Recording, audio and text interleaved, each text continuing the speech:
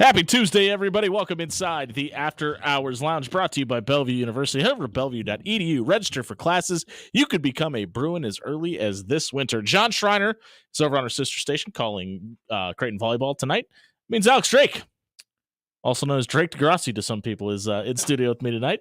Drake, it's your on mic. I know it's been a while since you've done this, but appreciate you being here tonight, man. Yeah, no, thanks for having me. It's always a good time to come down to the studio. I hate when you're here, but that's okay. But more importantly, maybe most importantly, the prodigal son has returned, and he's returned with a gold brass ring around his finger. Dan Campenet's back. Yeah. Buddy. Congrats on the marriage. Thank you. Do you want to give a quick... feel trapped already? Do you want to... No. You will. Wait a minute. Wait till you get there. We're still getting over the fact that I'm like, my wife? Yeah, is that weird yet? Not yet. Have you gotten used to the ring on your finger yet? No.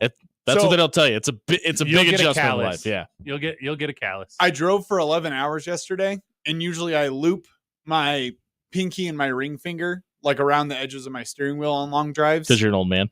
And oh man, it's starting to hurt. Yeah, it messes bad. with you, man. It takes 2 months. You'll be used to it. It'll go away. You won't even know it's there. Perfect. We got a great show lined up for you. Gonzaga headed to the Pac-12. Are we surprised? Is it a good thing? We'll debate at 6:15. At 6:30, what we were right, what we were wrong, and what we just didn't see coming in college football this weekend. We'll buy or sell on several topics with the pride of Gretna East, Brody Heidemann, who's here tonight at 7 o'clock, and then we overreact to Week 1 in the NFL. And at 7:30, I think this is maybe the conversation I'm the most excited about. What do we want out of the SEC Big Ten meetings in Knoxville next week? And what do we not want them to do, more importantly? And that's what I'm more focused on. How do we save and keep the NCAA basketball tournament the way it is? It's perfect. Leave it alone. Actually, get rid of the play-in games, and then I'm fine. How do we save that? We'll discuss all that and more. We'll take your phone calls, 402-951-1620. You can get at the show at After Hours 1620 on Twitter as well. I want to talk about the Nebraska-Purdue game, and obviously Nebraska walks away with a win on Saturday, and that's the most important part of it all. But I want to talk about the officiating for a couple of reasons. First of all, I want to start off with the fact, or the guy that the head referee, the white hat.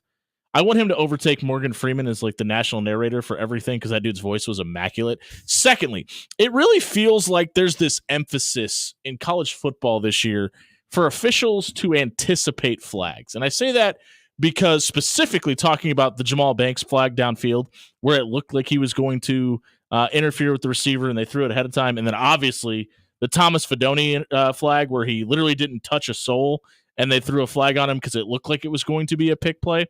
And like, I know we're talking about the Purdue game, so that's fresh in our mind. This has been go back and look at the Georgia-Alabama game from this weekend. You had a couple in there where there was, I don't even think it was questionable, just clearly missed calls that were through in anticipation of calls having. Specifically that when Georgia came back, the pass interference call where the cornerback basically touched the Holy Ghost, and that was about it. And they threw the flag. But this just seems to be an emphasis on officials where, hey, we can't miss things, so we need to be preemptive in throwing these flags. Yeah, it's all right. I'm going to switch gears here a little bit. Sure, but we go through this every season in college basketball. Yep. At the very beginning of the year, there's a new point of emphasis, and it's overcalled for about 4 to 5 weeks. We're 5 weeks into it. And then things go back to normal. And that's what this feels like. It feels very similar to when we first started getting targeting penalties in college football. And it's just overblown. Now, you brought up the Thomas Fidone thing. While I agree that's not a pass interference, you got to make it look like a route, though. I mean, he turns with vicious intent to block. I think he didn't touch it though. He turned his shoulders and got out of the way. No, 100%. But he's been called for it before. Like, that's a good point. Coaches come up to officials at every level of every sport and say, "Hey, keep an eye on this." When Thomas Fidone gets called for, and he's such a big body. Yeah. So just make it look like a route. Just make it look like a route. Obviously, the main story coming out of the game Saturday was the fact that Nebraska's offense just couldn't get out of its own way. And so I watched the game on a replay later. I couldn't watch the game in real time, so I watched it later, and I knew the outcome of the game. And you always look at the game in a different light when you have that approach to it, right? You're not worried about losing the game. I wasn't as underwhelmed. Obviously, they didn't score any points, but the Thomas Fidone thing happened in the first half, and that should have been a touchdown. Like, that was the biggest part. Like, Emmett Johnson ends up scoring on that play that gets called back. But, like, I thought this was more of Purdue coming prepared than it was Nebraska not being able to get out of the blocks, in my opinion. I'd agree with that. Now, we started when we got here in studio tonight. How much can I talk about certain things that have been bothering me? You want Marcus Satterfield fired? You can just say it. It's fine. 100%. And, he looks serviceable as an OC this year. But I think anybody, Jimmy, I'll throw this up to you. Are you comfortable with the way he sets up drives? Because I firmly believe, apart from the one drive against Illinois, if there's not a chunk play involved in a drive, he builds it around one chunk play.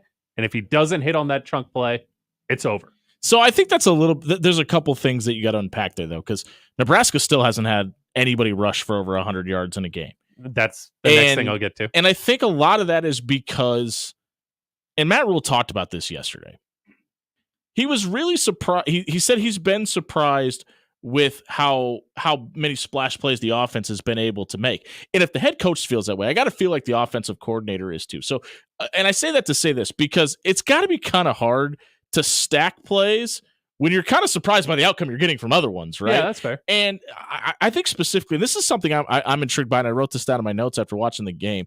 There was the 4th and 1 with about I think it was like 9 minutes to go in the second quarter, where it was a 4th and 1, and Heinrich Haarberg came out, and they were going to run a read option play, right? And Nebraska was inside the 30, so you obviously we can talk about the kicking in a minute, but there was that option, but they decided to go for it. I'm intrigued if that was a call because it's 4th and 1, you have Heinrich Haarberg, or if it's 4th and 1 and Purdue has been so bad against quarterback run. I want to know if that's something that, hey, if we're in a short yardage situation, we know how suspect our kicking game is right now, and obviously we don't know when Tristan Alvano is going to be back, and you feel like Heinrich Haarberg is a big body enough mobile quarterback that he has to be accountable for, and Dante Dowdell adds a real interesting wrinkle into that. And if you throw in some Ja'Cory Barney motion with that as well, that's something I've circled and I want to come back to if we see a situation like that. Well, and I think with Purdue too, I mean, Purdue has been awful on the edges. Yeah. Had been awful. Which is funny because if you go back and watch that play before the whistle gets blown, they absolutely destroy the edge, by the way, and beat the tackle off the right side. 100%. And so this goes back to my Satterfield issues, specifically around Saturday. People are pointing out that up until the 4th quarter, we struggled running the ball. But the type of run matters. The type of play call in the running game matters. Dante Dowdell, I think, is a fine back. I think he struggles with vision a little bit in between the tackles. Which was the knock on him coming out of fall or spring camp, too. And so when you started running the ball well in the 4th quarter, what did you have? Outside zone. You had trap plays. It wasn't just dives right up the middle. Yeah, but you can't run one without the other, though. Like, I agree with you. I agree with your sentiment, but the fact is, like, and another thing, I think Nebraska is still figuring this running back rotation out. 100%, because I think Emmett should be RB1. Well, not even that. I think they want Dante Dowdell to be the tone setter. I think they feel like with his body, the way he runs, the way he gets behind his pads, those guards, that they feel like they can give it to him, and kind of how they did against Colorado, send a message, set the tone. Mm-hmm. We want to be physical in this way. But like, to your point, you can't then start chucking the ball 60 yards downfield and only give your designated RB1 on the depth chart. What do you end up having? 6 carries, right? Dowdell, 9 carries. And he only goes for 21 yards, and obviously he had the touchdown run, but it feels like, and I don't know if this is a Matt Rule thing, if this is an E.J. Barthel thing, or if this is a Marcus, or maybe it's an everybody thing. It doesn't feel like they have a rhythm. It's not situationally called. It's, hey, player X has enough carries. We need to bring in a change of pace guy. And before the season started, I harkened back to that 06 season where you had Marlon Lucky and Brandon Jackson and that group of guys and Cody Glenn, where it wasn't, okay, we're going to rotate them in and everybody can do the same thing. No, we're going to put guy A in and guy B in and call to their strengths. And I feel like that's what's been missing. Yeah. Because I think this running back room isn't quite on that level, but I think it's pretty good. Yeah. It just needs to be better situational. Well, I mean, and obviously that 06 offensive line was much better. Yeah. Looking at the offense this year, it looks like, and this isn't all on any one guy, but it looks like people aren't on the same page across the board from the headsets, meaning the coaching staff, because you're calling run plays to the outside with wide or bubble screens or whatever with wide receivers that have not made a block all year. Yeah. And that's been an issue too. But I mean, you get Alex Bullock in there on Saturday and he blocks 2 guys at once. Well, and the other thing that I've always that's been really weird to me about wide receiver blocking, you have 2 guys right now. One in Carter Nelson, who had the first catch of the game, that didn't get another target, and then you put him in at running back to dive over the line. But that, and you've also got Janarian Bonner, who last year by definition was a fullback, and we've never seen them run a screen with those 2 guys as the lead blockers. That by all happenstance, and you throw Thomas Fedoni into the equation, who occasionally splits out. You have those guys out there that are more prone to blocking just because of their definition in their role. And you have guys like Nair and Banks out there, and it feels like Jamal Banks can be a good downfield blocker, but he's asked to do so many things in this offense. And I'm not trying to make excuses, but there are times, to your point, where that's lapsing and missing. So that's where. And honestly, I think that's more of a Matt Rule attention to detail thing, which is really weird because he's so good at these things, that there are little things like that get missed.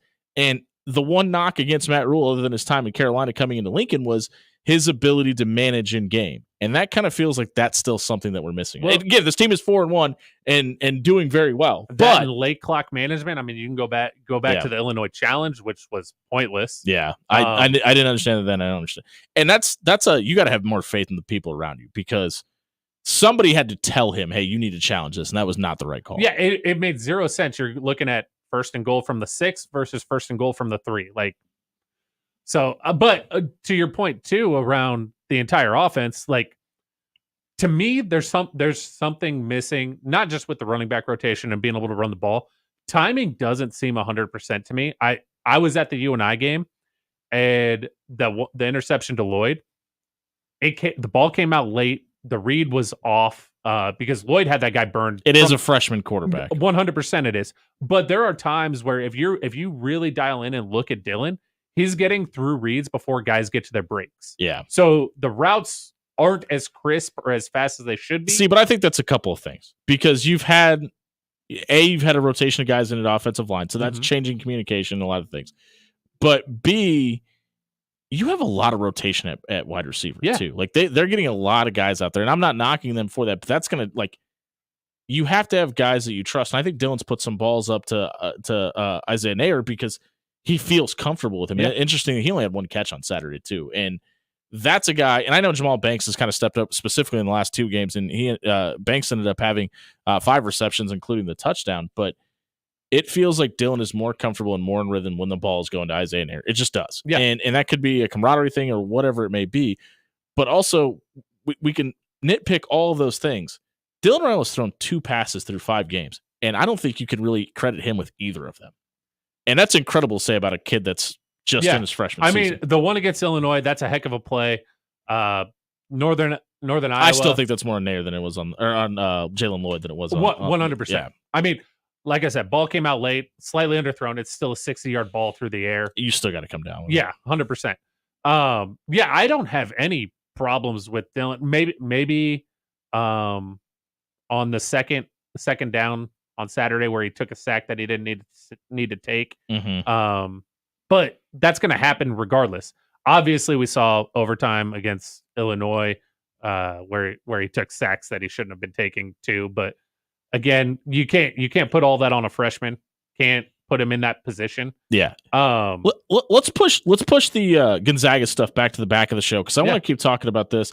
And there's something else I want to get into ahead of the Rutgers game too. If you missed the opening segment tonight, check it out at soundcloud.com/afterhours1620 or wherever you may find your podcast at. It was brought to you by our friend Amber Best with Berkshire Hathaway Real Estate. Listen, divorce is a tough time. And if you're dealing with divorce right now and you need to find your next home or maybe sell your previous one in the midst of a divorce, there's nobody better in Omaha to work with than Amber Best with Berkshire Hathaway Real Estate. Check out Amber Best. That's BESS.com to find the listings she has available tonight. We'll be right back talking more about Nebraska versus Purdue, previewing Rutgers, talking about Matt Rule's press conference here on 1620 The Zone.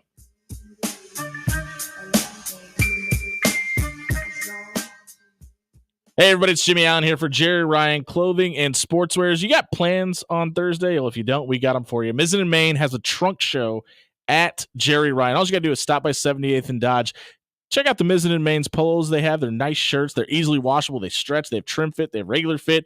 Whichever you choose to go with, you're going to get the best from Mizzen and Main at Jerry Ryan. It's this Thursday to kick off their 51st anniversary sale. Not just shirts, not just clothes, not just suit buying experience. It's a whiskey tasting as well from 11 to 6. Stop out and try some of the best whiskeys and get some of the best shirts with Jerry Ryan Clothing and Sportswear. They've been dressing Omaha for over 50 years.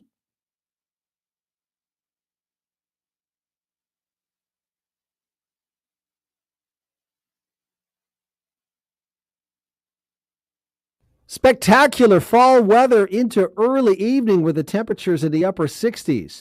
Partly cloudy to mostly clear. Later tonight, drop back into the upper 40s for low, then mostly sunny, turning warmer on Wednesday. Highs should reach the low 80s. I'm Chief Meteorologist Bill Ranby from KETV News Watch 7.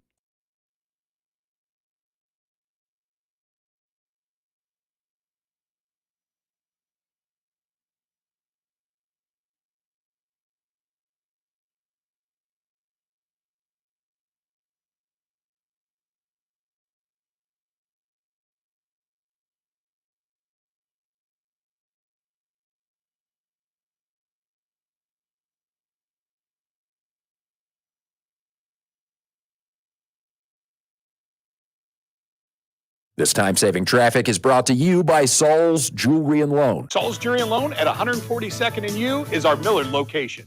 It's Millard's home for amazing prices on jewelry, tools, bikes, guitars, anything you're looking for, as well as cash on the spot loans right in the store. Come see us at Saul's at 142nd and U.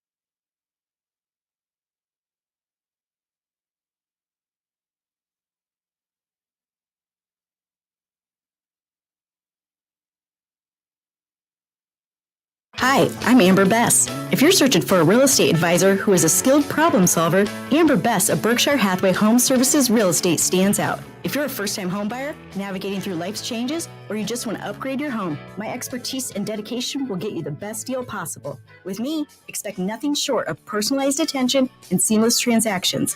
Why settle for the rest when you can have the best? Visit amberbest.com. That's Amber, BESS.com, and buy with the best today.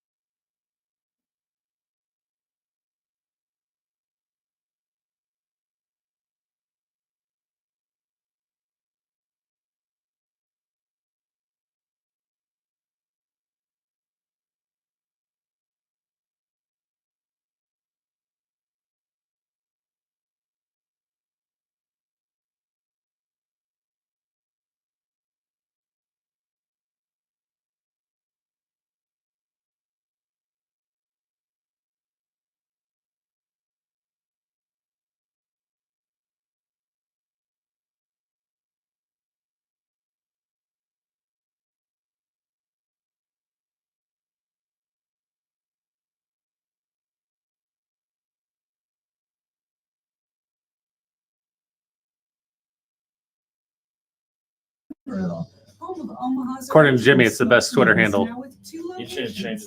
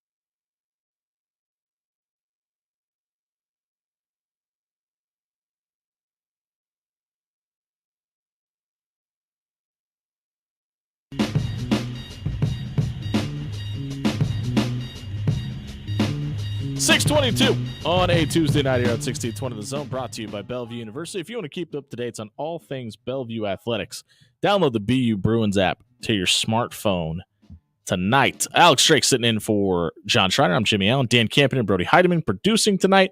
We're going to get to the Gonzaga Pac-12 marriage in a minute, but I want to continue the discussion we were just having about Purdue on Saturday. And I want to, how important is this Rutgers game on Saturday now, based off the way the rest of this schedule looks at? Because listen, being 5-1, heading into what looks like it'll probably be another top 25 matchup with Indiana, and you could possibly be a top 25 opponents. But again, also Nebraska, and this is the other thing. And there's no excuses. Like, at this point, you're in year 2 of the system and all that. But like, this was also Nebraska's first road game, and I think there is something to be made of that.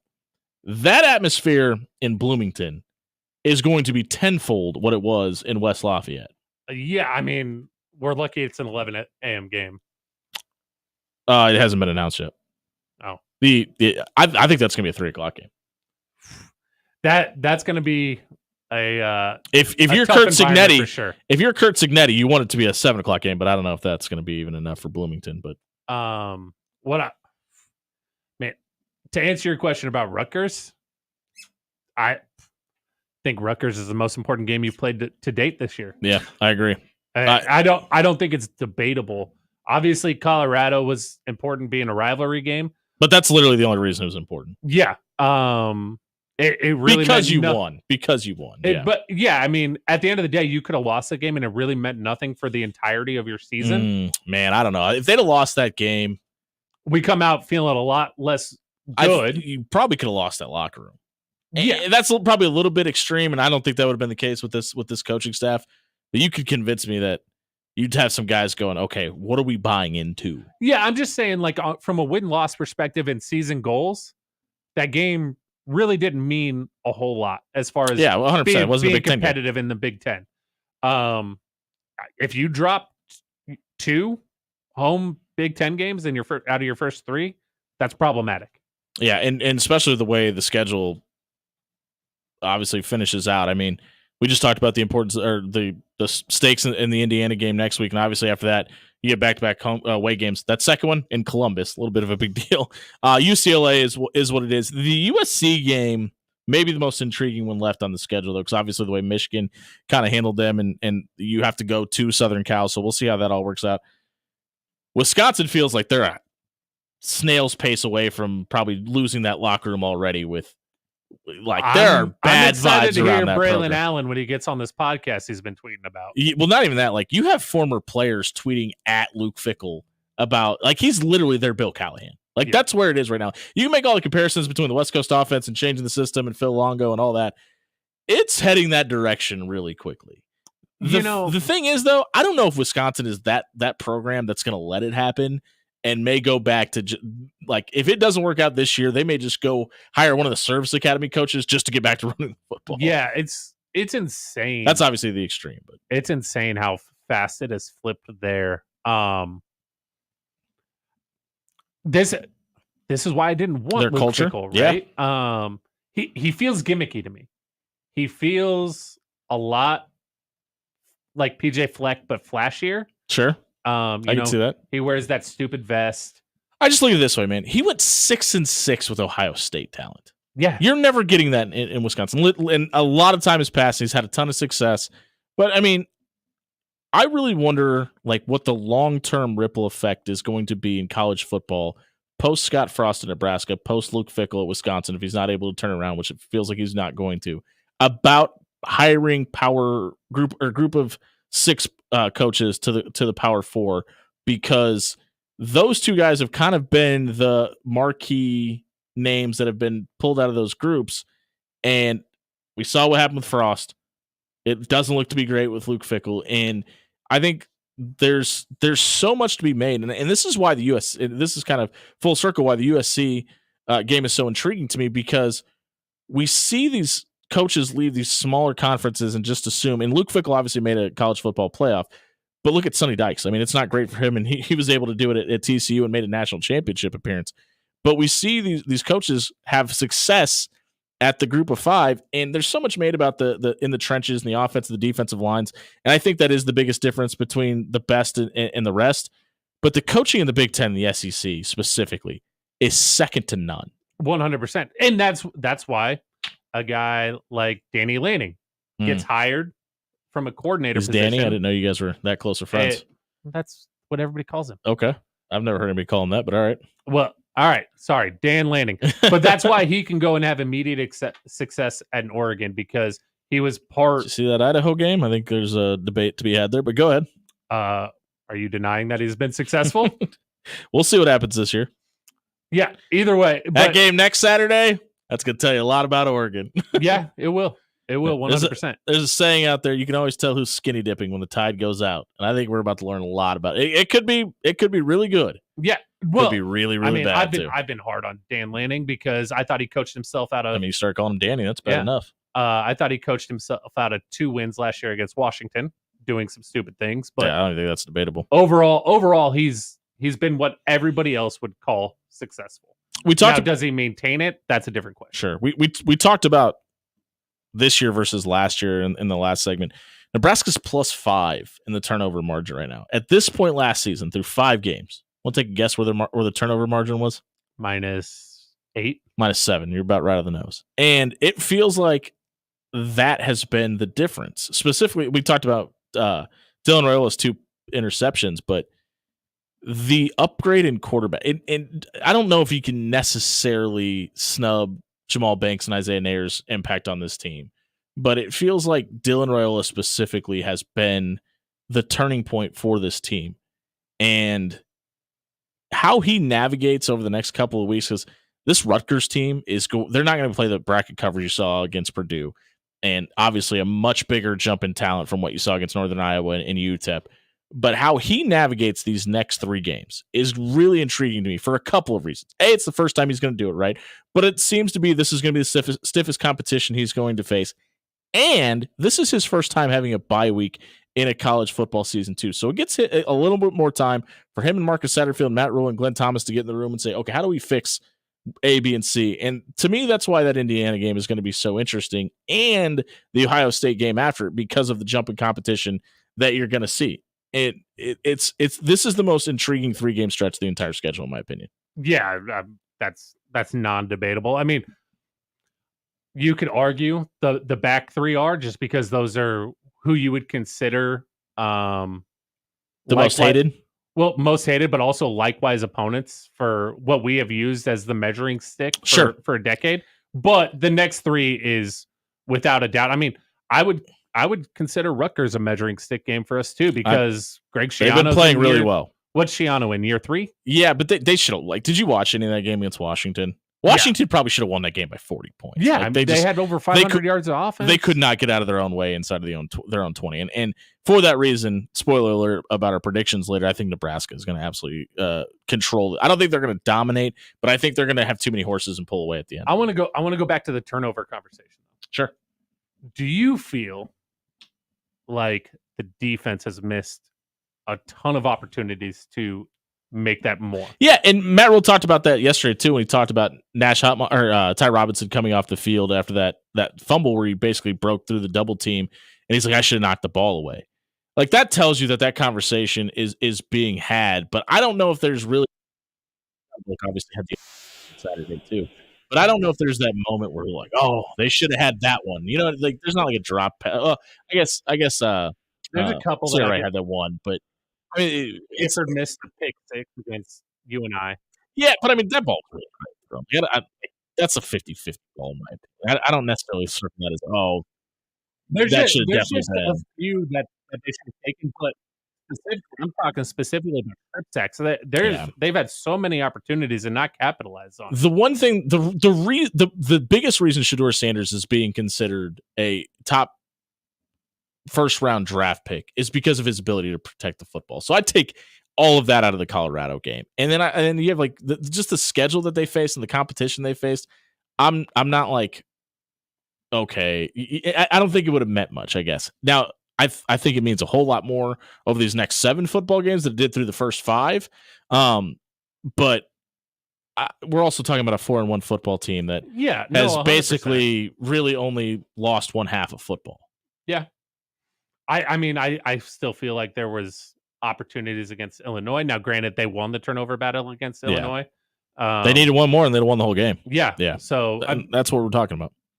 but you can take this back to last year against Minnesota. We dropped an interception in the end zone.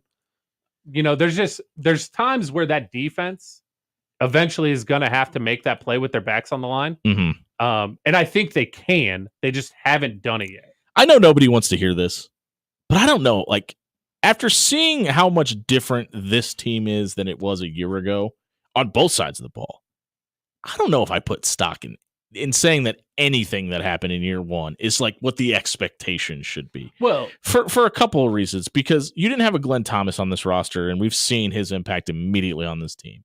You didn't have a full recruiting cycle. You were going in with a quarterback who you thought was more than he was, and the quarterback you ended up having to have by the end of the season was a guy that was still learning to fly the plane while he was building it.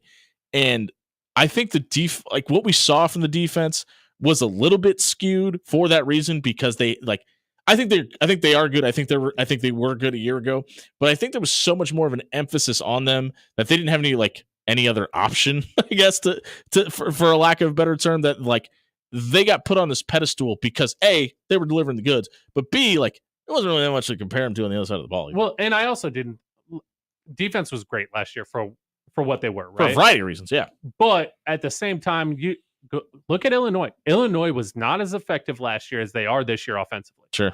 I think a lot of the defensive stats from a yardage per game and points per game were inflated by bad Big Ten West offenses. Yeah, that's a really good point. And the one thing, I talked about the circling the Heinrich Harburg run pass option on fourth down.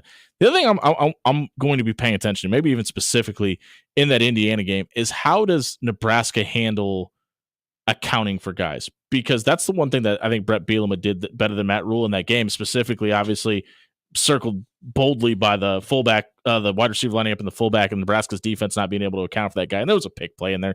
There's a lot of things you could say about that, but you could tell that threw them off. Well, and how do you handle situations like that? You could talk about it. Every time Nebraska got Illinois into a second and long, you bring out Jamari Butler and those guys onto the field for the pass rush. Mm-hmm. What did Illinois do? They run right at They you. ran it right at Jamari Butler. Yeah. So, yeah, Brett, I hate Brett Guess Bielema. what Rutgers is going to do on Saturday, by the way? I hate Brett Bielema, but I think he's one of the best coaches in America because he accounts for personnel better than most. He can manage the game with inside the game, and not many coaches across the board can do that. Yeah. We're going to tell you what we didn't see coming, what we got right, and what we got wrong about this week in college football. We come back on the other side of the break. If you missed that segment, check it out at soundcloud.com/afterhours1620 or wherever you may find your podcast at. It was brought to you by Controlled Comfort Heating and Air. It's fall, and that means you need to get the maintenance done on your HVAC unit. Be prepared so you're not freezing this winter. Head over to controlledcomfort.com, set up a maintenance appointment, and have that peace of mind about your furnace this winter. Make sure the warm weather wasn't too harsh on your AC unit as well. We'll be right back going over this week in college football here on 1620 The Zone.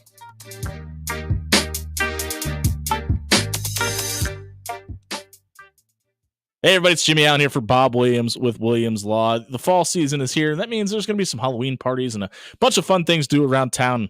We all know that one person likes to get after it a little bit too much, and maybe that person is you or somebody you care about. DUIs are expensive, they're dangerous, and they're just not worth it. But if you or someone you know is facing a DUI charge, call 402-522-6317 or head over to WilliamsLawLLC.com tonight. Have Bob and the team walk you through the process and explain your rights. Again, it's 402-522-6317 or head over to WilliamsLawLLC.com to get a no-obligation legal consultation today.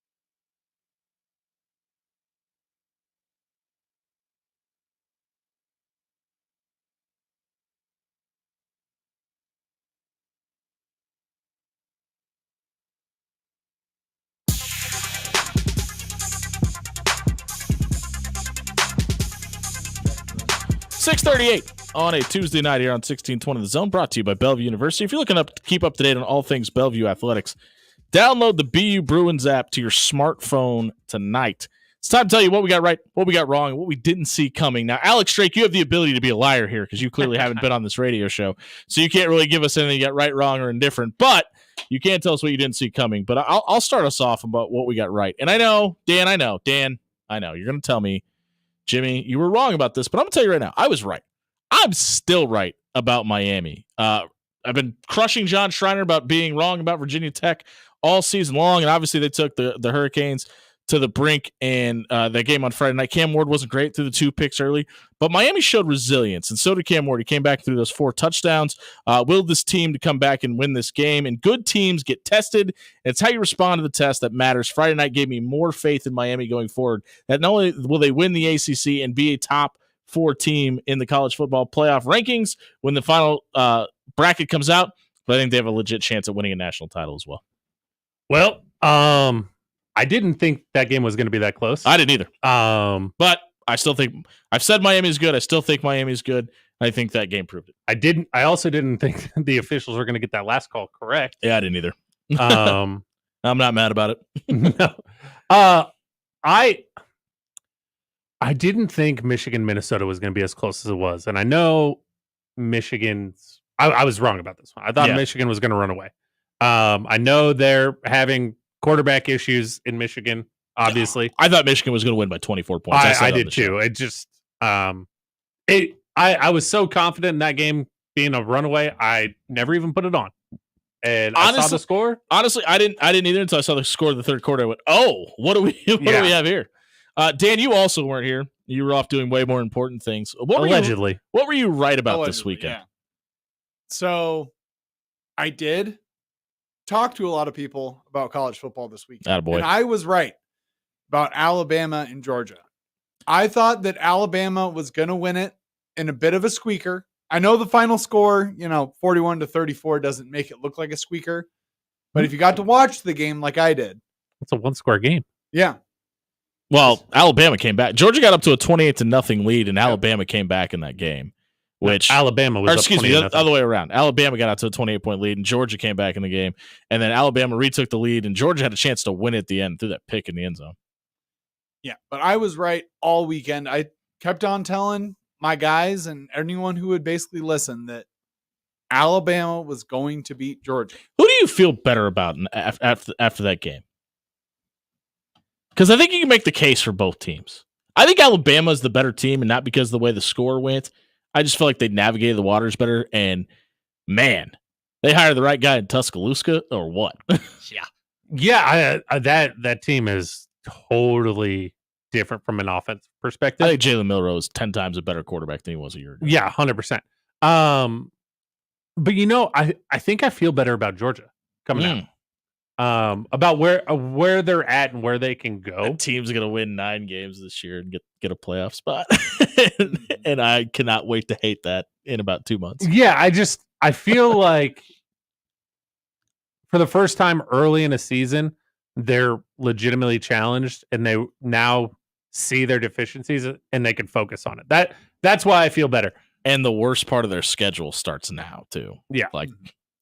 They got a lot of hills to overcome. They get Auburn on Saturday, and I got some takes on that later in the show. But you still have to go to Texas. You still have to go to the Grove to play Ole Miss, and you get Tennessee at home, who might be at that point in time the number 1 team in the country. And see, that is sort of the same thing that Alex said is why I feel better about Alabama right now, because when you go up 28-0, and then you just They took their foot off the gas. Just piss off. Well, you pissed away a perfectly good lead. Yeah.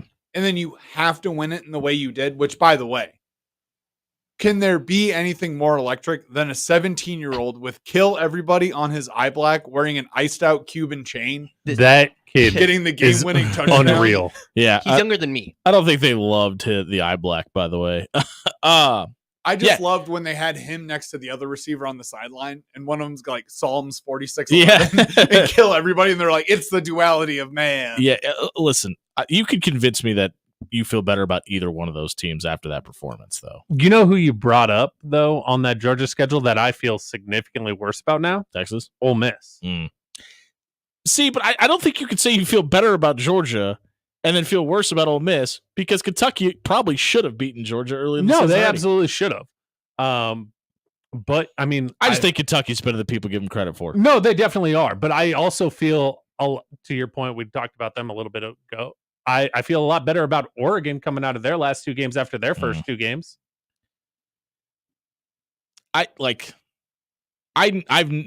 don't feel worse about Ole Miss because I've said it before the season started. What has Jackson Dart and Lane Kiffin done to make you feel like this is going to be the year? They've never played up to the competition level in the SEC, so why would it be different? I get the transfer portal and I get all that, but with that quarterback and that coach, you've never gotten the results that we're talking about being a top 5 team.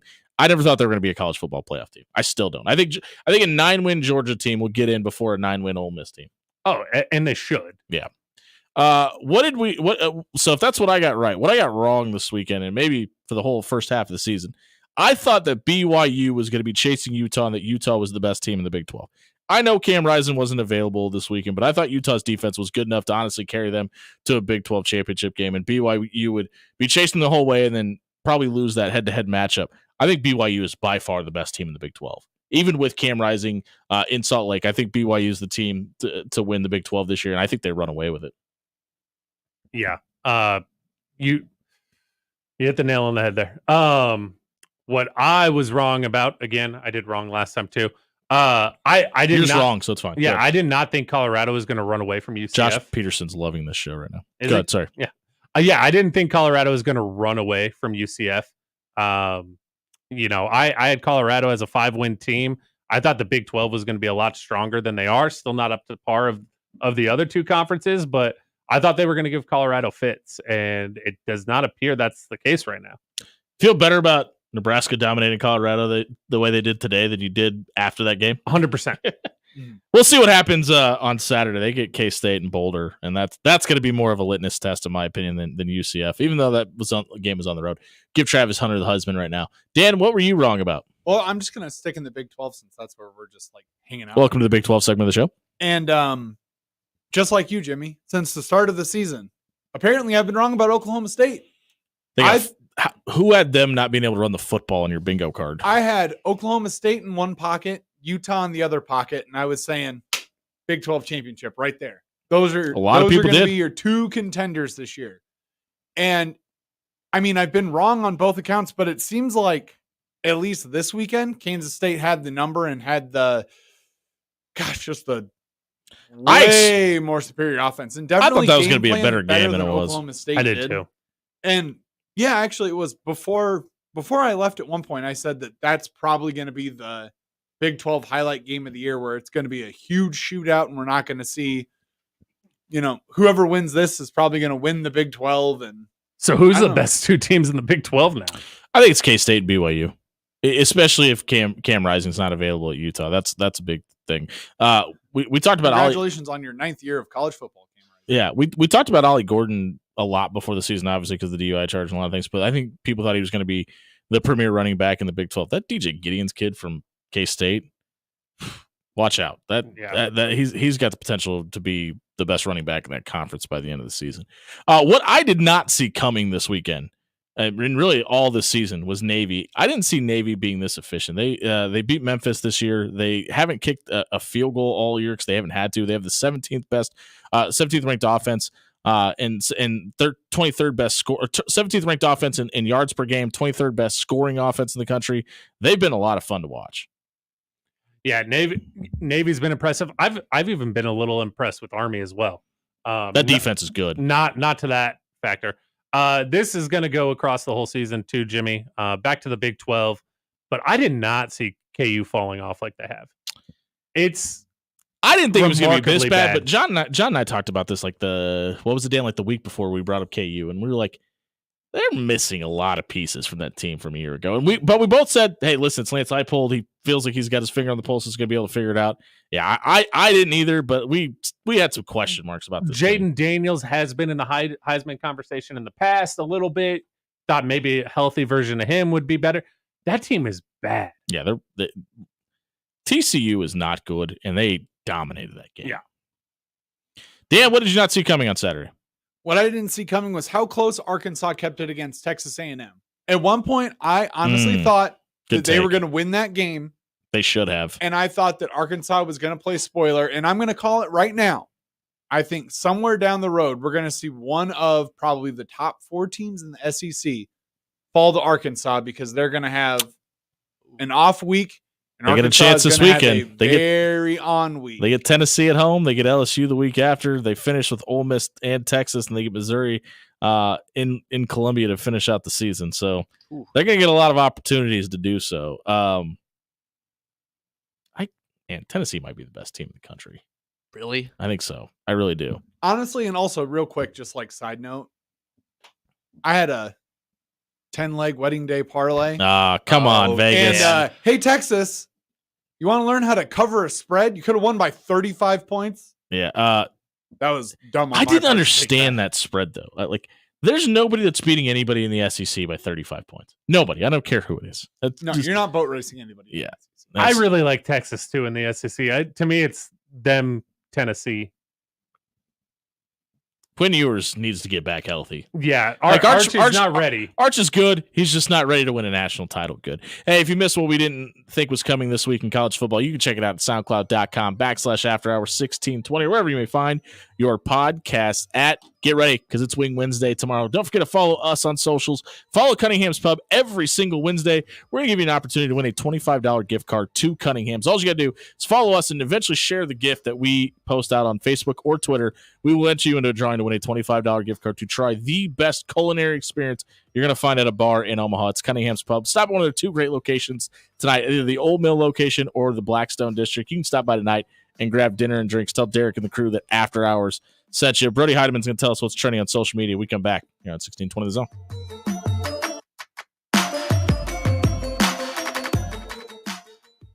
Hey, everybody, it's Jimmy Allen here for Forsman's Finest Decks. Maybe your house isn't the talking point of the block like it used to be, and you need that something to make the missus happy heading into spooky season. We've got the answer for you. Head over to forsmansfinest.com, work with Travis and the crew, have them come build you a deck, put a cover on it, add that something your house has been missing. Head over to forsmansfinest.com and have your dream deck built this fall. Forsman's Finest Decks, building the finest decks in Omaha.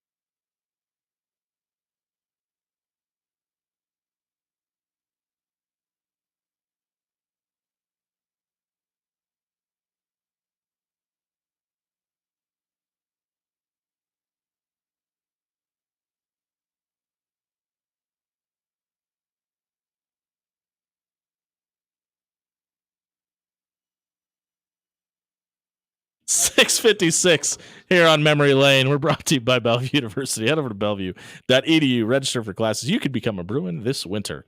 The pride of Gretna, Brody Heidemann, is in studio with us. Good evening. Have any of your friends told you they've heard you on the radio? First of all, Like, do you have friends? No Okay. friends. Yeah, No yeah, friends. yeah. No friends. Your mic is not on. Try that one more time. There you go. It's not funny anymore. Okay. What is not funny is the tragic passing of heroes, and we lost a couple this weekend. One of them shows up in the social media soundbite tonight.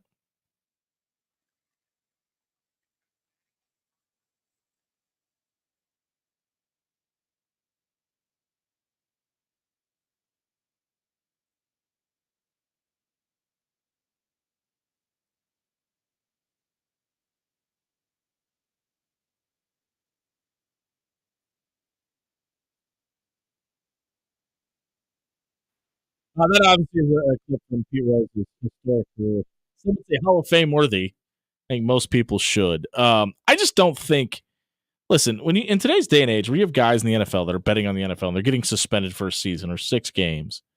Yes, I know Pete Rose is betting against his team at times, but I think that we have enough knowledge on the situation that it is time to put. It has been past time to put Pete Rose into the Hall of Fame. It is not apples to apples. It is not the same thing. But if we're going to give Reggie Bush back his Heisman Trophy, Pete Rose should be a Hall of Famer. Also, for the record, for Pete Rose, being in the Hall of Fame was a lifetime ban. True. He is dead now, and his lifetime has ended. So he can now officially be in the Hall of Fame. See, and that's Not where I thought this was going. That's kind of the reason that I don't want. Like it just cheapens it now. Like I hate when they put somebody in the Hall of Fame. And it's cool for their kids and their grandkids, and obviously they're going to be there forever. But like not being able to have that moment just sucks. Yeah, I think we can all agree that Pete Rose definitely was not a saint. No, Pete Rose will tell you that. Yeah, but it's not right that he didn't get that moment. He should have been in the Hall of His Fame. numbers say he should, and the way It's not the Hall of Morality. you can't point at Pete Rose and say you're the bad guy, and then parade FanDuel and DraftKings commercials on your product. You can't do that. You can't do it. 100%. And, if you believe in some of the old baseball urban legends, there's a lot worse guys in the Hall. Yeah, and Cough, cough, Ty Cobb, cough, cough. and it's not like if you think that there are guys in the Hall of Fame that didn't bet on sports or baseball, you're kidding yourself too. That was the social media soundbite, and our thoughts with the Rose family as well as the Mutombo family. We lost Dikembe Mutombo this weekend as well. Two guys that are some of the best athletes of all time in their respective sports. So our prayers and thoughts with those families. If you missed the social media soundbite tonight, check it out at soundcloud.com/afterhours1620. It was brought to you by our friends at Pixel Fire Marketing. Are you a business owner, the decision maker in your company? Google your business right now. Do you like what you see? If you don't, you need to get a hold of our friends at Pixel Fire Marketing. Dan DeSive and his crew are the Google experts. They will get you better Google reviews. They'll make sure that your phone calls are actually coming to the number you want it to. Do you own the rights to your Google link? If you don't, you need to work with Pixel Fire Marketing. They can help you navigate the waters of Google, diagnose the issues with your Google business profile, and a whole lot more. Check out pixelfiremarketing.com for more details today. We're going to buy or sell on several different topics, including, does Bo Pelini ever return to Lincoln? When we come back here on 1620 Zone.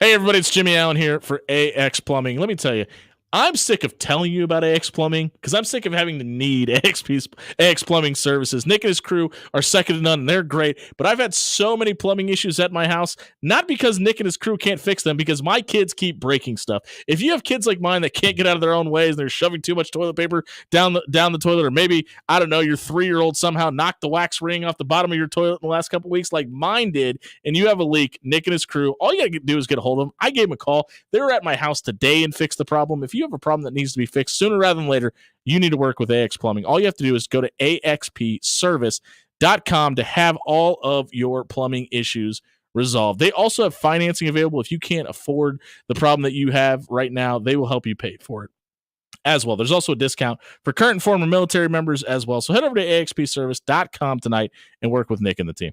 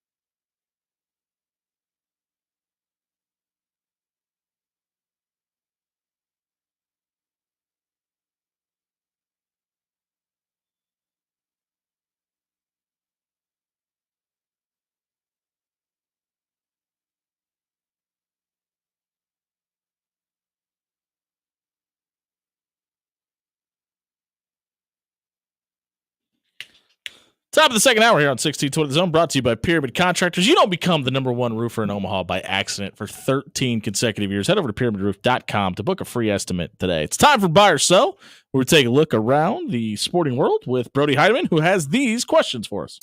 Alrighty, folks. ESPN.com has come out with their college football playoff bubble watch. Their first 4 out are Ole Miss, Notre Dame, BYU, and Boise State. Buy or sell, one or more of those teams will make the college football playoff. I buy, and I kind of alluded to this earlier. I think BYU wins the Big 12, so I think they're in. Boise State might grab that last spot too. I still think it's UNLV's to lose, and we're going to find out more about that on Saturday. But I think both of those teams have a legit shot at making it in. I'm going to buy just because I think BYU gets in. I don't think any of the other 3 do. Dan? God, that's a hard one. Can I also say that I think the bubble watch for football playoffs is stupid? Yeah. Weird. Yeah, it's a weird thing to do. I know in my heart of hearts, I still want to say Ole Miss can make it. But when you look at the top of the AP, like week 6 poll right now, which by the way, still too early. I kind of got to agree with Drake and say that BYU is probably the only one who I can even fathom. UNLV gets Boise State at home on October 25th. That's what I was going to say. Circle that in your calendar. That game will decide if Boise State makes it. And Ashton Jonty right now, he's a dude. You can't tell me he's not one of the best players in college football. Also that. We have recently seen Frank Solich and Tom Osborne come back to Lincoln. Buy or sell that we will ever see the day where Bo Pelini comes back to Lincoln to be celebrated. So the reason that Brody Heidemann obviously is asking this question is recently, like for me, on my YouTube, the interview with the Bussin' with the Boys guys and Bo Pelini came up where he said Nebraska will never ask him to come back to Lincoln. Kind of feels like it's time. And it feels like Matt Rule is the right guy to kind of help conduit that situation. And I think Bo Pelini is back in Lincoln in a celebratory fashion within the next 5 years. Ooh, let me play this one out. A lot of those people that had problems with Bo Pelini are no longer here. From the administration, I would agree, and he is still beloved by a huge portion of the fan base. And I think Troy Danning can get it done. I think Troy Danning can get it done as well. Maybe if Tony White isn't the defensive no, I'm totally kidding. I'm totally kidding. I'm just going to go contrarian here, and I'm going to sell. I don't think I think Bo said that they wouldn't ask him back as a cop-out. I don't think he wants to come back. Yeah, I also think that's probably a thing. It's got to be the right timing and the right fit. If he wasn't back for putting Sue in the Hall of Fame, I don't think he's coming back. See, I don't think that's necessarily. I get your sentiment, though. I don't think that's like the timing has to be right. And it's probably still too soon. Yeah, I don't think Bo Pelini wants to come back. I think it would definitely be a nice little pat on the back for everybody to see. I mean, at least let bygones be bygones. Personally, for me, like a fan favorite head coach, because he was like my head coach when I was in high school, and that was like when Nebraska football really got dialed in for me. But it just doesn't seem like Bo Pelini and Nebraska ever really meshed in the way that they wanted to. Do you think and Bo Pelini, probably still has a sour taste in his What do you think the response would be if in one of these Will Compton pump-up videos at the beginning of each home game, his old head coach makes an appearance? That place would go nuts. The place would go nuts. I think there's a few beat writers who might be a little worried. Yeah. That they might run into him on the sideline. A couple beat reporters that probably should be worried too. Brody, number 3. The Yankees, Dodgers, Guardians, and Phillies are the top 4 seeds in the playoffs. Buy or sell, one of those teams will win the World Series. You know what baseball needs? Baseball needs a Dodgers-Yankees World Series. I think that would be the best TV ratings the World Series has done in 20 years. The worst. It would be must-see TV. It's what baseball needs right now. Let me throw I disagree. up in my mouth. With that being said, the Yankees and the Dodgers are going to be in the World Series. Great question, Brody. They're the top 2 seeds. They are, but the top 2 seeds didn't make it last year. They don't make it a lot of years, but I think they're by far the 2 best teams in baseball. I think they are, but here's the thing about baseball, and with the added wild card games, those top teams, they sit on their hands for a while. Yep. They lose the rhythm that they're in. I think You lose the rhythm. I think the Dodgers are probably the best geared Hot take. for this run that they've ever been. The highest payroll in baseball is geared for a good run. They've been the highest payroll before, but they are always battling injuries with the pitching staff. This year, they're more healthy than they tend to be. Betts is hurt. Not the pitching staff. It's true. He's a pretty important piece, though. He's a very important piece. I think I'll buy it. I got a question for you. Shohei, he's rumored to be healthy enough to pitch. No. Would they let him pitch in the World Series if they were to make it? There is a better chance that Mookie Betts pitches. Yeah. I was going to go a different route, but I'll agree with Alex. Really quick, just scores from around baseball. The Royals did win that game today. They lead that series 1-0 over the Orioles. Right now, the Mets and the Brewers in the top of the ninth, with the bad New York team leading 8-4. Dan, buy or sell? So, the Orioles are still going to win the World Series. You've been on this train for a while. I have been. Brody, you know what? The Kansas City Royals are a trash team. Bobby Witt Jr. is an ugly, weird man. They won today, by the way. Pretty tight, playing baseball out in the backyard with little kids, but that's a little bit creepy. The Royals scored the Orioles scored exactly 0 runs today, by the way, Dan. They'll come back. I'm gonna flip back to the Shohei question here for Brody. I think there's a possibility. Nobody asked for this, but go ahead. Only if management just gives Dave Roberts complete control, because the guy can't manage a pitching staff to save his life. That's a good point. But if management says no, there's no way. If it's all in Dave Roberts' hands, there's a way. Guess what? Management's saying no. Everybody, the Dodgers fans are saying no. He is getting Shohei's agent better be saying no. Yeah.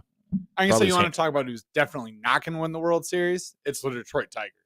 That's good. The fact that their manager today came out and said, "What's your pitching strategy? We're going to throw Skubal game 1 and then pitching chaos for 2 and 3." Good luck. Not a good sign. Let me know how that works out. Brody, number 4. Next week is a bye week for Nebraska, but we get Ohio State at Oregon, Penn State at USC, Texas at Oklahoma, and Ole Miss at LSU. Buy or sell, this is the best weekend for Nebraska to have a bye. Hammer. This is absolutely the best. This is the best weekend in college football. And you don't have to worry about Nebraska playing some schmucks like Indiana. Great. Couldn't be happier about it. Yeah, this is a great weekend. I'm not going to go through the schedule of every other. Yeah, by the way, these are just the best games. The rest of them are good too. Yeah. I'm not going to go through the rest of the schedule throughout the season and be like, oh, you know what? The week that Oklahoma and Texas play. That's this week also, by the way. Sorry. If you'd listened to the whole question, or I don't know, read it correctly the first time, or the second time, or the third time. Yeah, you're right. I misread. Bye. Bye. Yeah, this is the best one. We left probably like 6 games up. Brody, you left like 6 games off the list here. That could have. You should apologize. Just so everybody knows, Jimmy wrote this. Bush League. Yeah, that's Kelly, the reason. you're gonna see me real early in 2 Saturdays because I'm not gonna want to leave my couch. South Carolina goes to Alabama. You get Wake Forest, Clemson in Wake Forest, where I think they won 3 in a row against the Tigers. Yeah, it's going to be a good weekend. You get Florida, Tennessee, and Tennessee is going to want to win by 90. It's a good weekend. Kansas State goes to Boulder for the first time since they rejoined the Big 12. No Micah Maskua to fight a Tennessee lineman. Yeah, it's unfortunate. So with the return of Dan Campion, also returns the random Dan question. Ooh. What do we got tonight, Dan? I thought we had a random Brody question. Oh, well, he's already asked the stupid Shohei questions. Yeah. Oh, well, I don't have any random Dan questions. All right. Well, that's good enough for us for Buy or Sell Tonight. If you missed it, check it out at soundcloud.com/afterhours1620. It was brought to you by our friends at Controlled Comfort Heating and Air. It is fall. That means you need to get the maintenance done on your HVAC unit. Be prepared so you're not hanging out with old man winter in your living room this winter. Head over to controlledcomfort.com. Set up a maintenance appointment so you have some peace of mind about your furnace when the chilly season shows up. We'll be right back overreacting to week 3 in the NFL and finding out what else Alex Drake can't read here on 1620 The Zone.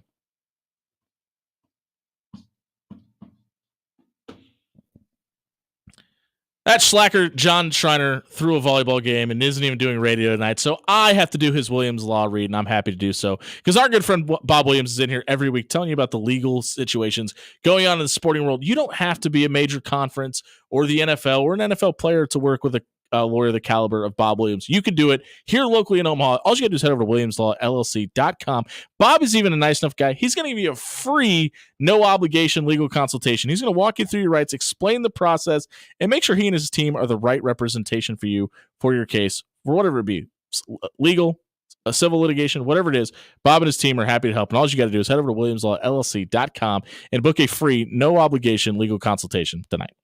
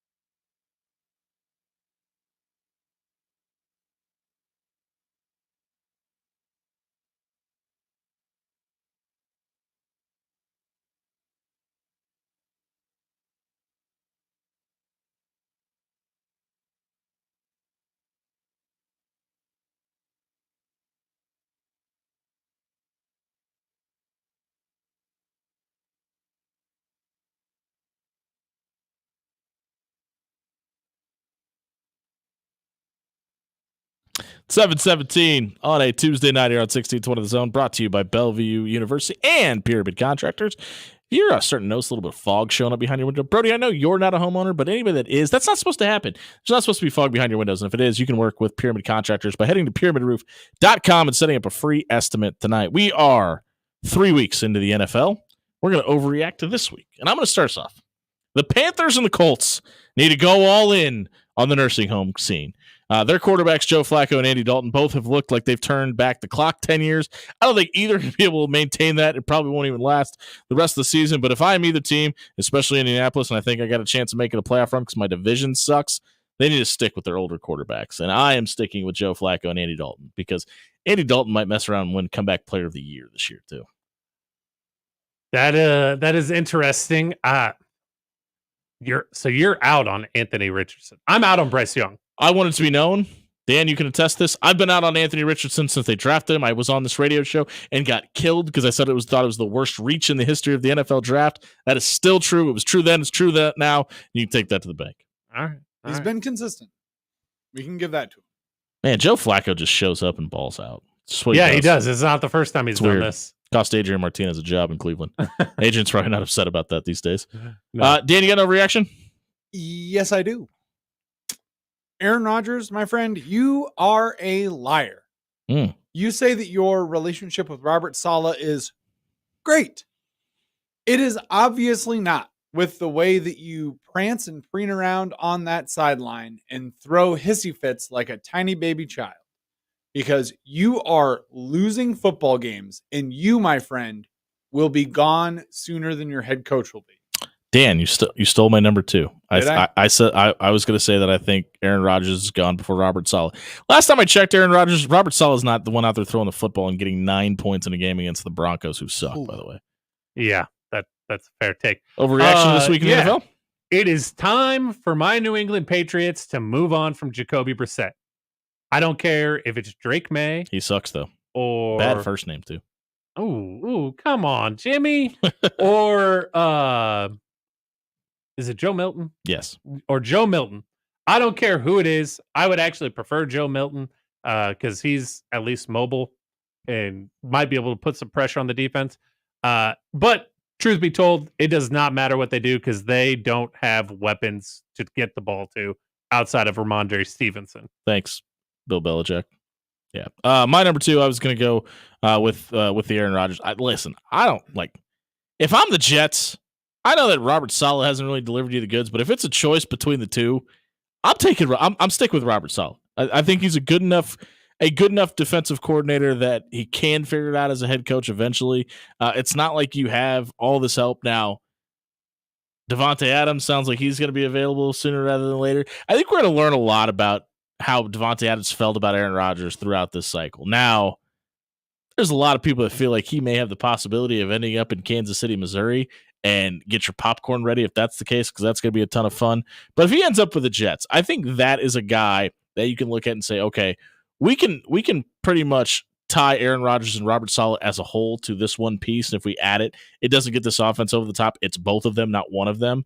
But if that's not the case, I really think you have to give Robert Saleh a chance with somebody else. And I don't know, this Joe Flacco thing's working out for everybody else. Maybe give that a shot next year. Folks, we have a contender and a pretender in our midst. Yes, that is right. Only 2 teams in the NFL right now are 4-0. The Chiefs and the Minnesota Vikings. Geez, Dan, which one are you going to say is the who's pretender? The pretender? And can you guess who's the contender? The Chiefs are the contender because they still have number 15 in red behind the line of scrimmage. He's good. And he will his team to win at any point in time within a game. I will say this. That Vikings defense is a breakdown machine. And when you are up basically 28-0 at the end of a football game and you almost whiz it away and you have to lose on a technicality, that technicality being the fact that the Packers don't have a kicker right now. Yeah, I was like, what technicality? That to me, that is a technicality. Technically, it made me want to cry all Sunday. Who else doesn't have a kicker? Team down in Lincoln right now. Yeah. Or a long snapper. I think the Chiefs did really well against both the Falcons 2 weeks ago and the Chargers on Sunday. They really got them out of their game plan. Both of those teams wanted to run the football and dictate the way the clock went. And the Chiefs defense, take Patrick Mahomes out of it. They turned that game on a dime and really controlled the way that the other team had to play. And I think if the Chargers could have stuck with the running game, I think they might have won that football game. But literally, Chris Jones and those guys just weren't letting that happen. Yeah. My number 2 is it is time for the Miami Dolphins to go into sell mode. Ooh. That was the other trade. That was the other trade rumor out there. There was a not really reliable source that said that Tyreek Hill may be interested in going back to Kansas City too. If they could find a way to get both of those dudes in Kansas City, there's like a 4% chance, and that's a high number of that happening. How much fun would it be able to watch Patrick Mahomes with Devontae Jalen Waddle? No, with Devontae Adams and Tyreek Hill. Ooh.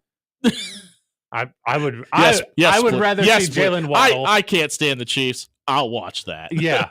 No, I mean, I think it's a foregone conclusion that Tua should be done from football. He should never take another snap. I still think he's going to, though. I think he plays again this season. I don't know, man. Football players think they're invincible, man. They do. And if he wants to do it, he's under contract, and maybe the Dolphins have some sort of owe it to him to not let him do it. You see how bad that quarterback play is right now? You know what? I'll say this. If I'm the head coach of the Dolphins and I actually care about my players like I say I do, I wouldn't play him. Might not be up to him. Might be up to the front office. I'd resign. Might have a call. Dan, last one. What is going on in Duval County right now? Losing. A lot of losing. This is absolutely ridiculous. I was going to say ass. This is ass. I mean, that would be probably even more accurate. Yeah. of a response to how these Jacksonville Jaguars are playing right now. Hey, Tank Bigsby's good. Allie, if you're listening right now, just close your ears. Shout out to Allie, whoever that is. Because you have been now beaten by the Dolphins, the Browns, the Bills, and the Texans. Only 2 of those losses are truly losses that you should hang your head about. If you don't beat at least the Colts, the Bears, if you don't at least beat the Colts and the Bears the next 2 weeks, Doug Peterson, you might be filling up one of those little mailer boxes in your office. They might be selling walking everybody. Your butt down to the unemployment line. I do not know how these guys are losing these such just absolutely close games. Their offensive line sucks. They're whizzing it all away. Congratulations on paying Trevor Lawrence a massive amount of money to literally give you nothing. Yeah, they can't throw longer than 6 yards, not because their quarterback can't. He can't stand upright to let wide receivers get out of their breaks. It's been bad. My last one, Nick Sirianni's not going to make it out of October. Not even this season. I don't think he's going to make it out of the month. He's going to get fired before then. He literally got outcoached in every sense of the word on Sunday. And Baker Mayfield carved up that defense. He's got to go. You in a situation where you're probably going to have the Giants fire their head coach, the Cowboys might end up firing their head coach, and it feels like Washington's got some stuff figured out right now. You got to keep up with the Joneses. Nick Sirianni's in the got to go situation. Well, building off of both you guys, I think it is time for either the Eagles or the Jags to call Bill Belichick. Ooh. Bring him out of retirement. Both those teams have a lot of pieces. They're missing a lot. And if I was Bill, I would choose the Eagles over Jacksonville personally. Yeah. No state taxes in Florida, though. Especially with a running back. I think I'd take the Jaguars job. Couple of reasons. Like I just said, there's no state taxes. But it feels like the AFC South is a lot easier to win than the NFC East. I'd agree with that. Doesn't snow. You're right on the ocean. You've got an ownership that has no you don't in Philadelphia, but you have an ownership that's willing to spend money. They just got that new stadium deal. But who has the better roster for you to take over today? But if you're Bill Belichick, do you want to build it from the ground up? Because if that's the answer, it's Jacksonville. Yeah, I don't think Bill Belichick wants to do a rebuild again because he's just chasing the record at this point. And if that's the case, I don't know if either one of those jobs is great for him. I don't know. I think if I'm Bill Belichick, I'd probably rather be in Jacksonville because there's a defense down there that I think has the pieces that you can build around and that you can, especially if you're Bill Belichick, you can mold in your image. Where's his 23-year-old girlfriend from? Probably Florida. Yeah. I think that'll answer it. Yeah. Hot take. I don't think Bill Belichick ever coaches ever again. I don't either. Probably not. But he seems should. comfortable. He probably made a lot of money along the way. That'd make you real comfortable. Hey, if you missed our overreaction to week 3 of the NFL, check it out at soundcloud.com/afterhour1620. Head over to afterhour1620 on Twitter. Vote in our new poll. If Bill Belichick comes out of retirement, what's a better job, Philadelphia or Jacksonville? You can vote there. That segment was brought to you by Jerry Ryan Clothing and Sportswear. If you've got nothing to do this Thursday, even if you have something to do, go ahead and cancel those plans. Head over to Jerry Ryan off 78th and Dodge from 11 to 6. It is the Mizzen and Main Trunk Show. What is Mizzen and Main? If you don't have a Mizzen and Main shirt on the roster right now, you are doing life wrong, my friend. It's a great sports shirt. It's easily washable. It stretches. They come in trim fit and regular fit. Whatever your fit is, they've got it for you. The show is this Thursday coming up to kick off the 51st anniversary at Jerry Ryan. Not only is there great clothing available from our friends at Mizzen and Main, there's also a whiskey tasting available as well. Get to 78th and Dodge between 11 and 6 this Thursday. Get yourself a Mizzen and Main Polo as well as some great tasting whiskey along the way. What do we want to see come out of the SEC Big Ten meetings next week? We'll debate. We come back here on 1620 The Zone. Is your pepper jack again? Yes, it is.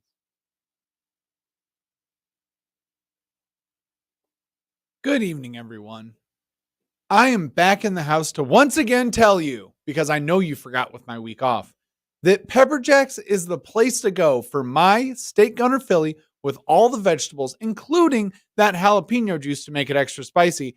And you know what you can't skip at Pepper Jack's? I know you forgot about them. They're the fries with that great ranch that they have. Nothing tops off my steak gunner Philly better than a side of fries that are extra crispy and oh so perfect from Pepper Jack's. And you know what's even better? They've got 10 great local locations where I can get just that right now the way that I want it. So if you want to be just like Dan Campanen, a married man now, stop by Pepper Jack's tonight.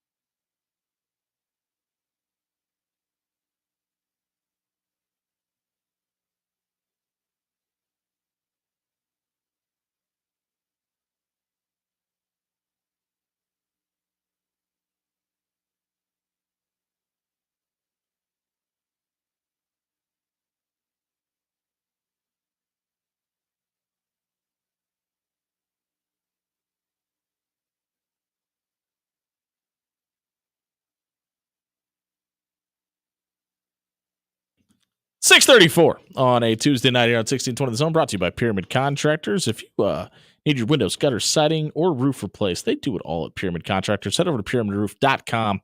Book yourself a free estimate tonight. Alex Drake in for John Schreiner, who just took this night off because he just wanted a day off. Apparently, he lied, said he had a volleyball game to do, and then just didn't even do it.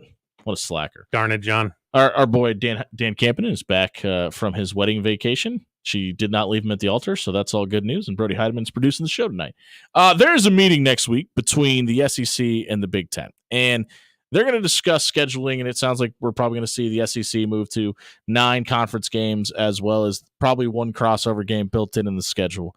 But do we like this approach of college athletics? Because I think a couple things need to happen here.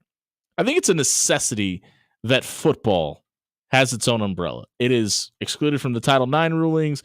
It's excluded from the duties to the rest of the university because it makes enough money to make that make sense, right? There, you have parameters in place where you could say this needs to happen because of X, Y, and Z, and the numbers add up. What I don't want to see happen is I don't want to see the SEC and the Big Ten become the governing body over the NCAA basketball tournament. I believe that there are enough entities there and it is done correctly enough. That doesn't need to change. I am not with Greg Sankey in this discussion. I don't think that those power conferences need more teams because they're usually not very good teams, which is why they're not in the first place. I don't want to see the NIT die, which I think we're very close to seeing. But if that has to be the one casualty, I'm fine with that. I just want to see. I want to see the play-in games go away. I wanted to see it go back to a traditional 1 bracket system, and I don't want to see any more teams added because I think it's perfect the way it is. Yeah, no, I don't want to see the NCAA tournament touched at all. I actually love the play-in games too. So yeah, I don't want to see the NCAA. Can I tell you why I don't like the play-in games? Please. This is a selfish reason. When I get my bracket, I want it to be the bracket that I'm gonna that is for sure what it like. I don't want to have to decide. Well, if NC State wins the 11 seed game, do I think they match up better here? Just on Selection Sunday, give me the bracket the way it's supposed to be. Here, let me flip it for you. Have the play-in games all be on that, 16 on that Friday. Have the play-in games all be 16 seeds. Fine, I'm fine with that. It makes no sense for it to be an 11 seed. I agree. So we're in agreement there. If you're good enough to be 11 seed, you're good enough to be a 13 seed. Just put them on that line. Yeah. Here's what I do want to see from a football perspective. I want to see punishments for bad officiating. Yeah. Whether it be suspensions, fines, whatever it is. That's such a thin line. Like, I agree. I really do. That's such a thin line to walk because you have officials that are choosing not to do this. And listen, they get paid pretty good money to do it. But you have some officials that are choosing not to do it because of the backlash from the games. Like, some of these guys get death threats. And I get it. Like, you get some really bad calls. And Tim Donaghy and guys like that probably make you look at the game a little bit differently now. And I think that's fair. But if you start putting more pressure on these guys, like there's the situation out there that some of the better ones walk away and you get stuck with just bad officiating despite them being held more accountable. Yeah, I mean, there is that argument, but something has to be done because there's a lot of things happening in college football right now. From an officiating standpoint that makes some games unwatchable. I would argue that the second half of Nebraska-Colorado was unwatchable. I think the coaching staffs would agree with that. So, I mean, you got to do something. And, the league that more or less across the board of all sports that does the best of holding officials accountable. Relegation, yeah. Not relegation. Where they punish them and just holding them accountable is probably the NBA with the 2-minute report. Yeah. Sorry, I thought you were going to say the SEC, so I jumped ahead of you there.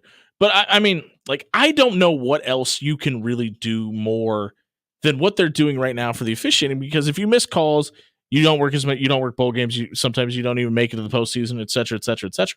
And with the fact that you're going to have more postseason games now.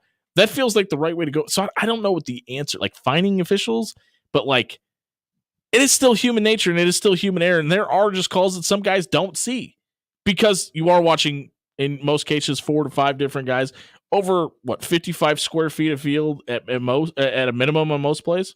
I think this is the way you play it. The way I'm advocating for it. I would rather see officials err on not making a call versus making the wrong call. And maybe throwing a flag at what may happen, because that seems to be the Yes. problem we're having right now. Yeah, I get it. I mean, like, listen, and I think I've talked about this on the show. I officiated high school football when I was down in Florida, and it gives you new perspective on the game. Yeah, I've officiated. And to do it at that level with that many eyes on you and knowing that you're probably going to hear about it from somebody at some point of life afterwards. I got followed to my car by a father in Florida because he thought I was the linesman, thought I threw a flag on his son that I didn't. And he let me know what he was going to do to me and where I could stick my job and my flag and da-da-da-da-da. That was a high school game.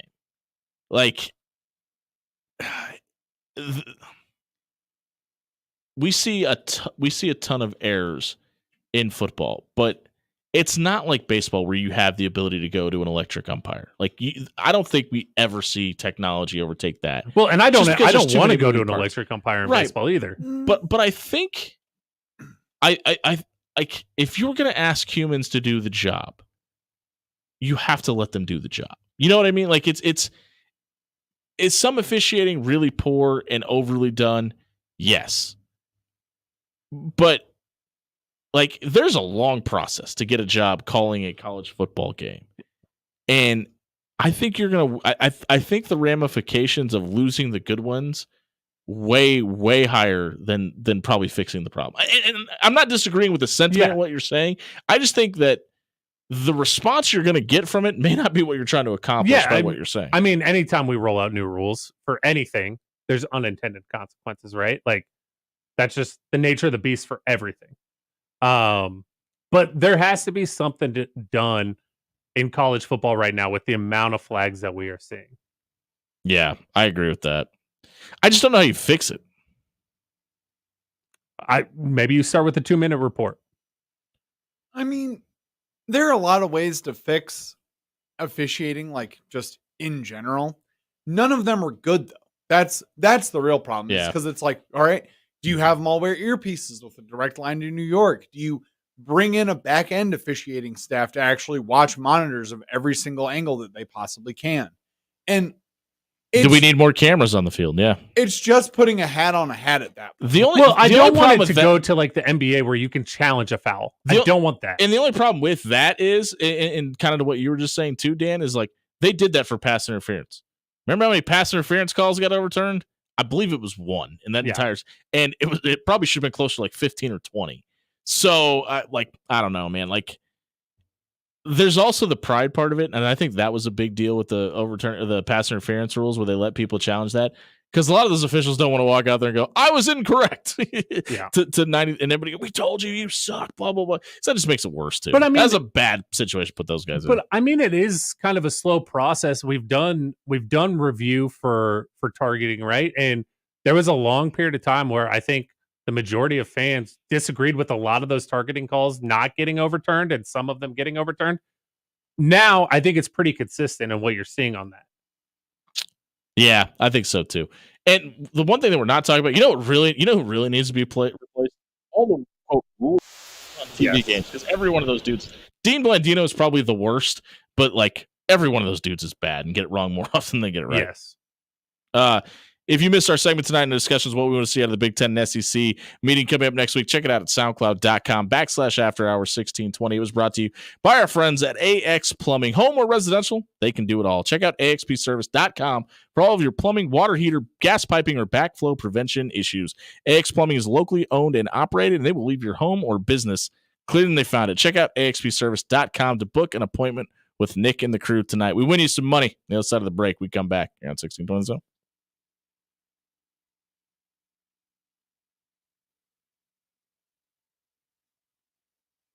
Hey, everybody, it's Jimmy Allen here for Cunningham's Pub. It's a Tuesday, and you know what that means. It's just 24 hours till a Wing Wednesday here on 1620 The Zone. But you can stop by either Cunningham's location, either the Old Mill location or the Blackstone District. Tonight's special is a brisket French dip, caramelized onions on the top of it with Swiss cheese, and then horseradish on the side. It goes with that sweet au jus sauce that Derek and the crew put on a hoagie roll. Stop by Cunningham's Pub tonight and grab dinner and drinks.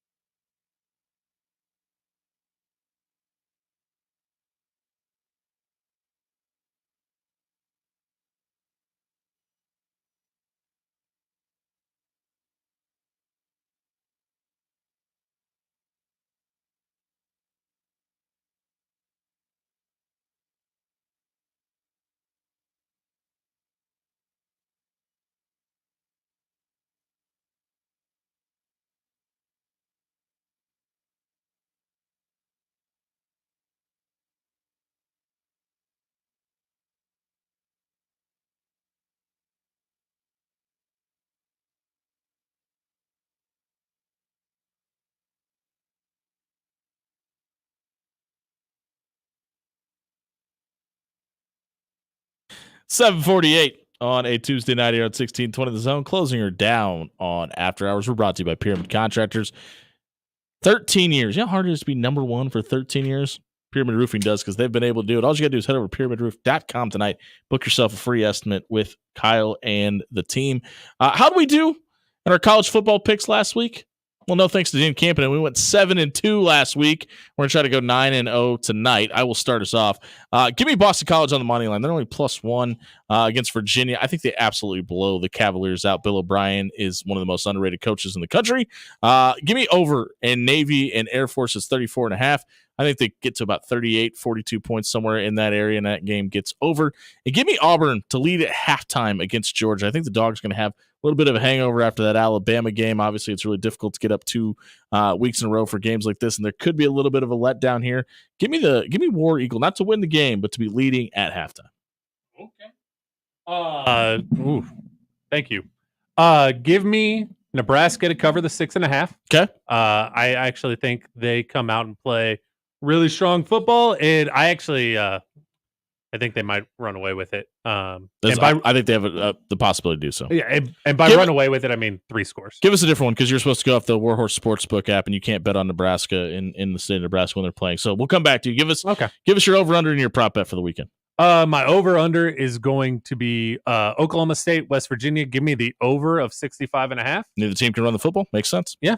And then give me, for my prop bet, Jordan James 2 touchdowns in the Oregon game on Friday night. And for my spread, give me Coastal Carolina covering their 5.5 against Old Dominion. Dan? For my point spread of the weekend, USC is going out to Minnesota. For some reason, you can get USC at -8 right now. Can you say duh in multiple languages? Because I sure can. Da. That is an easy one for USC to cover.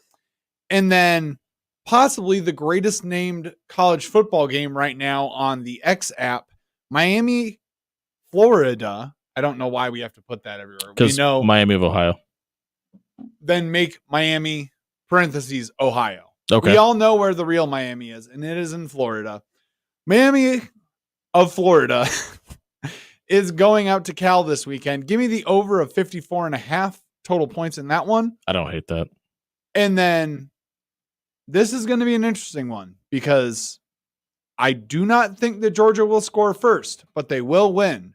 So give me Georgia to not score first, but still win that game. I have a feeling Auburn gets the ball first. You brought this up off air, Alex, and the Zane Flores discussion is really interesting, because there was a lot of people, yours truly included, that was really disappointed that he didn't get that offer in Nebraska at the time that he should have, and obviously you could put that on the previous coaching staff. It's not like there was a guy like Dylan Raiola in that locker room at this point, and obviously Zane felt like it was best for him to go to Oklahoma State, and he hasn't seen the field yet, and that's not necessarily a negative thing, but I really wonder if he would still be here. And obviously the conversation would be if Dylan Raiola would even come here, if a guy like Zane was in the locker room as well. But it's something that really hasn't been discussed a whole lot. It was talked about a ton last year for obvious reasons, but not something that has been brought up really this season. And I don't Zane doesn't come off to me as a guy, Brody, you'd probably know this a little better than anybody else in this room, but he didn't come off to me as a guy that would even consider leaving. So I'm interested to see how the rest of his career plays out at in Stillwater as well. Yeah. Man, I'm not a huge fan of Bowman down there in Stillwater. Okay. It makes me curious about what's going on in that quarterback room. Well, he's got a ton of playing experience though. So I mean, that's probably it more than anything. And when Ollie Gordon has been struggling to run the football the way he has, you probably need a little bit of more experience in that room. But I'm with you. But going back to last year, he wasn't. I know he's a freshman, but didn't Gundy's kid come in and replace Bowman a few times? Well, they've had the Garrett Rangel kid that's come in twice too. Yeah, and that hasn't gone great either. Alan Bowman's thrown 6 interceptions and just 11 touchdowns this year. So I mean, and only completing 60% of his passes. That's good. It's not great.